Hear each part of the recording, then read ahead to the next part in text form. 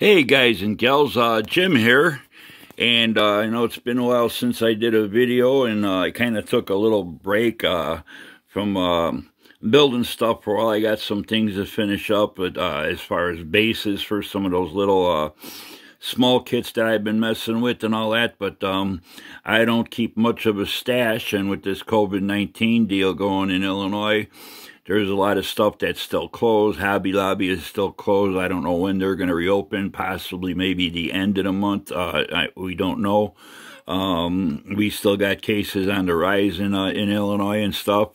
So our area is not too bad. I live in a little rural area about 100 miles west of Chicago. We're not too bad out here, but we do have some cases. But anyway, I decided to implement some stash here, and keeping with all my Star Wars theme and stuff, even though I was always a Star Trek fan, building all these Bandai kits and the Star Destroyers, the Millennium Falcon, all those little other kits that I did, the little dioramas, the 1/44th scale, the X-Wings, the Y-Wings, all that stuff, my Death Star trench diorama and stuff. I'm kind of starting to get a little bit more into Star Wars. I never, like I says, back in 77 when the original movie came out, Star Wars, these days they call it A New Hope. Back then it was just known as Star Wars. I saw that in the theaters, then I saw The Empire Strikes Back, but I never really followed. I may have seen the Return of the Jedi, maybe parts of it and stuff like that, some of the other movies, but I'm starting to catch them now and watching the movies and getting into the series and stuff. I kind of like the last the last few movies, The Force Awakens, The Last Jedi, and the new one, The Rise of Skywalker. That was awesome. That was a good movie and stuff. So, but anyway, I ordered me some stash. I got 4 kits here from Big Bad Toy Store.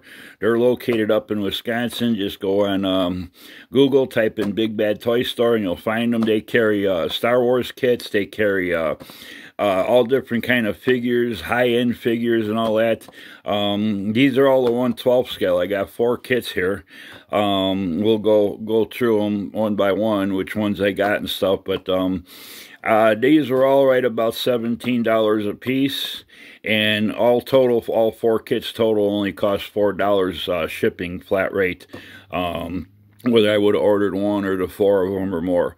It takes a little longer. It ships FedEx SurePost or FedEx Smart Post, I forgot which they call it, but it kind of does go around. Like I'm in Illinois, it goes from Wisconsin, it goes to Minnesota, then it goes downstate to Missouri, then it goes to Champaign, then it comes back up to Illinois before it finally makes the house. So for the $4, it's a little bit slower shipping to get to you. But at the same time, you can order as much as you want, and for only $4 and stuff. So that's pretty much worth it right there. Because a lot of places, just for a couple, 1 or 2 of these kits, you'll probably pay anywhere from $7 to $10 for shipping, depending on where you get it and stuff. So, but anyway, they're a real cool place and stuff. Check out their website and stuff, and I'm sure you'll find some good deals and stuff. They got a lot of stuff that's still pre-order. A lot of their Star Wars stuff sold out, but they're starting to get some of the newer things in from the Rise of Skywalker and stuff. So that's pretty cool. So, but anyway, in keeping with all my Star Wars stuff, I decided I'm going to get a bunch of these Star Wars figures. These are all the 1/12 scale. They're all roughly 6 inches tall and stuff. And I thought it'd make a nice addition to all my Star Wars, different ships and stuff like that, to add to the collection. So, first one we got here, this is the Stormtrooper. This one's from Return of the Jedi or whatever. No, The Empire Strikes Back. I'm sorry. Yeah, this is from The Empire Strikes Back. Just a plain old Stormtrooper in his basic, armor. Comes with a couple weapons and stuff like that, so you can pose him with his weapons different ways you want to do like that. So I thought it was pretty cool looking kit and stuff and all that. So we went with that one. Next one I got here, this is the First Order Stormtrooper from The Force Awakens. So there's a little bit difference in the helmet and the armor and the weapons that come with them and stuff. So I thought it'd be nice to have a couple different versions of the Stormtrooper and all that and stuff like that. So, and again, these are all 1/12 scale, so they come in at about 6 inches tall, which is fairly decent size and everything. And also, the next one I got is the Kylo Ren. I thought that was a cool one, and his cape and his hood and his skirt and everything, it's like a real soft rubbery plastic, and it's molded with all the little folds and everything in it, and it almost you know, when you pose them, it's going to take shape almost as if it was made out of cloth and stuff like that. So, but he comes with the lightsaber and all that stuff, so I thought that was a pretty cool one and all that. So that's that one. And then we got good old C-3PO. You can't go out do Star Wars without the droids and everything. This is molded in the chrome, the gold plated and everything. And there's a few chrome parts for his one leg and everything. You see down in the pictures and all that and stuff. And these come with stickers and decals. So you know, I'm gonna build them, use the decals and everything. You know, probably end up doing a little bit of weathering and stuff, maybe some chipping or something like that. But I'm not gonna really go overboard because I don't want to really, you know, I don't want to junk them up too badly and stuff. I want them to look, you know, more or less more newer, like when the movies first came out and everything was kind of real spick and span. So, but those 4 are from the Big Bad Toy Store.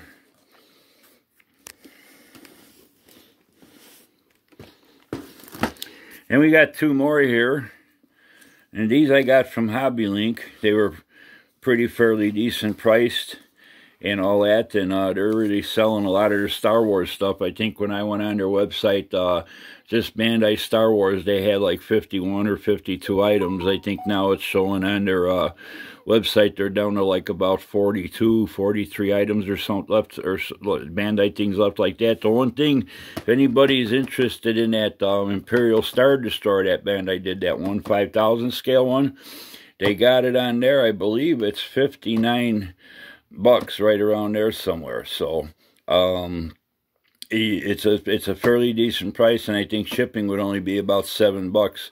So that's a lot cheaper than it started selling originally. They got a lot of their stuff. They got like 20-25%, you know, different percentage markdowns on it and stuff like that. So they got some decent prices. Their shipping's not bad. They're located down in Georgia, and you know, they ship pretty quick, although with this COVID-19 virus and stuff and all the stay at home and the wearing the masks and everything, which I'm not against at all. You know, if it's going to keep us safe, I'm all for it and everything. I have made a couple of those non-sewable masks for myself when I go out to the store and stuff. So, but anyway, on this order, I just got 2 of them. They didn't have too much else that I was interested in as far as the 1/12 scale. I got me the Darth Vader and all that, so that's going to be a pretty cool one. I always thought Darth Vader was pretty cool, real sinister, that dude all dressed in black and everything. So we got me the Darth Vader in 1/12 scale. And lastly, keeping with the droids and all that, we got me the BB-8 and R2-D2. You can't go wrong with them. They do got a couple other kits. R2-D2 comes with R2-D8 or something. It's the one with the more like the rounded and flat dome head with the red trim on it and stuff. That he was in the first movie, A New Hope, and all that stuff. And then I got me BB-8 and everything. I think BB-8's about 2 1/4, 2.5 inches, and R2-D2 is closer to 4 inches. So they're pretty decent kits. It's funny, the ones from Hobby Link, now this one's wrapped in cellophane, all sealed up and everything. The 4 of them from Big Bad Toy Store, those are just the regular, like you get the open boxes. They don't have any tape or cellophane sealing them.